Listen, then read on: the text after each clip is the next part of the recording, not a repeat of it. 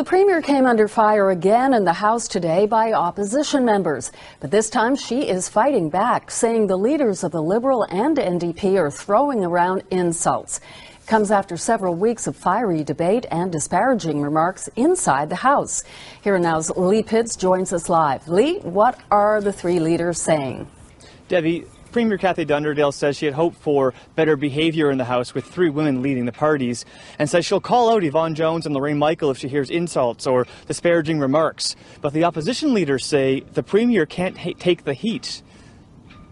This question from the leader of the NDP over the future of long-term jobs on the Burin Peninsula upset the Premier and triggered the debate over the MHA's behaviour. Mr. Speaker, the Premier needs to take her head out of the oil well and think about the other long-term industrial projects. But I think we hit a new low today.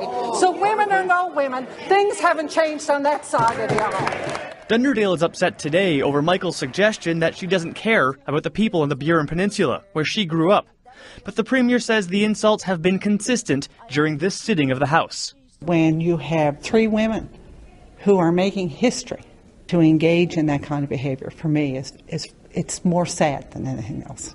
The opposition accuses the Premier of avoiding tough questions. And I'm very, very sorry that the Premier has framed it as something that had to do with gender, because whether that was a man or a woman in front of me today, that was my question. She has an expectation that because we're all women leaders, we're supposed to play nice, let her run this province into the ground and have no accountability. Well, I'm sorry, it does not work that way. Jones had been singled out last week by the Council on the Status of Women for making sexist remarks to Dunderdale. But Jones says her comments were taken out of context. Order, please. Heckling has always been a part of question period.